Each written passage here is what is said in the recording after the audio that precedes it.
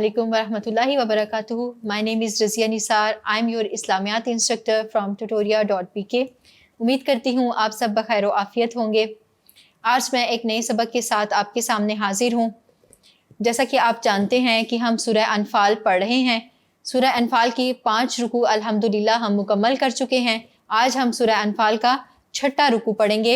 सूरह अनफाल के 6ठे रुकू में आयात 45 से लेकर 48 तक हैं, यानी आपके सबक में 45 से 48 तक आयात शामिल हैं। इन्हीं आयात का हम तर्जुमा पढ़ेंगे और इसकी तशरीह और तौज़ीह करेंगे। तो बढ़ते हैं आयत नंबर 45 की तरफ। औज़ु बिल्लाहि मिनश शैतानिर रजीम, बिस्मिल्लाहिर रहमानिर रहीम। या अय्युहल्लज़ीना आमनू इज़ा लक़ीतुम फ़िअतन फ़स्बुतू वज़्कुरुल्लाहा कसीरन लअल्लकुम तुफ़्लिहून। या अय्युहा ए अल्लज़ीना लोगो जो आमनू ईमान लाए हो, इज़ा जब, लक़ीतुम तुम्हारा मुकाबला हो, फ़िअतन किसी जमात से, फ़स्बुतू तो साबित कदम रहो, वज़्कुरू और याद करो, अल्लाह को, कसीरा बहुत ज़्यादा, लअल्लकुम ताकि तुम, तुफ़्लिहून कामयाब हो जाओ।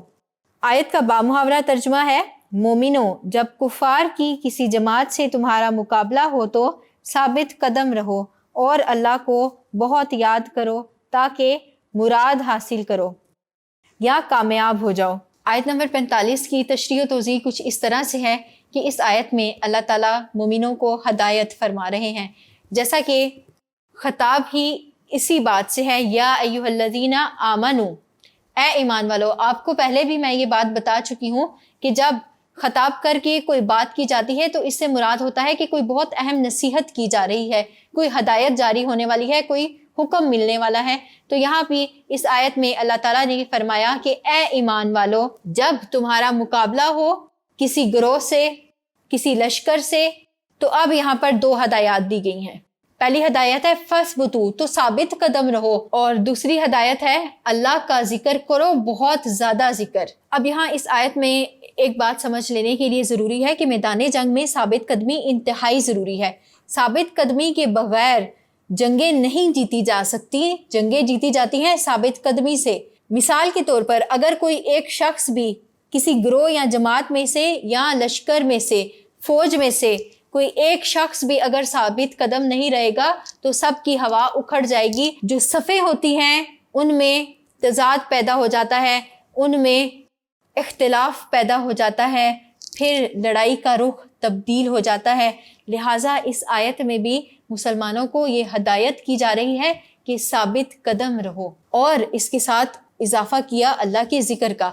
अल्लाह के ज़िक्र की भी इंतहाई अहमियत है एक मुसलमान, एक मोमिन की ज़िंदगी में, और इसके साथ साथ एक मुजाहिद की ज़िंदगी में भी। जैसा कि हम देखते हैं कि मैदान जंग में जहाँ पर एक नज़ा की कैफियत होती है, एक गलबे की कैफियत होती है, आप टेंशन का शिकार होते हैं, आप मैदान जंग में होते हैं, आपके सामने एक दूसरी फ़ौज होती है, आपको नहीं पता होता कि आप गालिब आने वाले हैं या मगलूब होने वाले हैं, आपको ज़िंदगी बख्शी जाएगी या आप मौत का शिकार हो जाएंगे, आप शहीद होंगे या आप गाजी होंगे।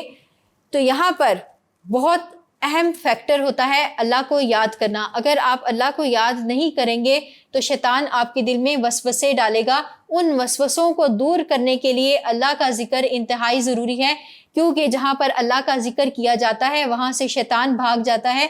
क्यों हम हर काम शुरू करने से पहले बिस्मिल्लाहिर्रहमानिर्रहीम पढ़ते हैं, ताकि उस काम में शैतान का हिस्सा ना रहे। अगर हमारे दिलों में शैतान की तरफ से कोई वसवसे आ रहे हों तो वो दूर हो जाए। तो यहाँ पर भी एक मुजाहिद के लिए ज़रूरी है कि वो साबित कदम रहे और साथ में अल्लाह ताला का बहुत ज़्यादा जिक्र करे, और वो इतना जिक्र करे कि उसको कोई लम्हा ऐसा मैसर ना आए जिसमें वो अल्लाह का जिक्र ना कर रहा हो। अब इस जिक्र की क्या कैफियत है? ये जिक्र नमाज के ज़रिए भी हो सकता है, तकबीर यानी अल्लाहु अकबर के ज़रिए भी हो सकता है, तहलील यानी अल्हम्दुलिल्लाह के ज़रिए भी हो सकता है, तहमीद के ज़रिए भी हो सकता है, अल्हम्दुलिल्लाह, अल्लाहु अकबर, ला इलाहा इल्लल्लाह। इस तरह के दीगर बहुत सारे वज़ाइफ हैं जिनके ज़रिए हम अल्लाह का जिक्र कर सकते हैं। नमाज अल्लाह का बेहतरीन जिक्र है, जो कि जंग की हालत में भी मुआफ़ नहीं होती। जंग की हालत में भी आपने खौफ की हालत में भी नमाज अदा करनी होती है, लेकिन सिर्फ ये होता है कि उसका तरीका थोड़ा सा मुख्तलिफ होता है। जो हदीस की किताबों में लिखा हुआ है تو یہاں پر مومنوں کو 2 ہدایات کی گئی کہ وہ جنگ میں ثابت قدم رہیں اور اس کے ساتھ ساتھ اللہ کو کثرت سے یاد کریں، اور انہی 2 باتوں کے نتیجے میں ایسا ہوگا کہ اللہ تعالیٰ ان کو فلاح و کامیابی سے نواز دے گا۔ بڑھتے ہیں اگلی آیت کی طرف۔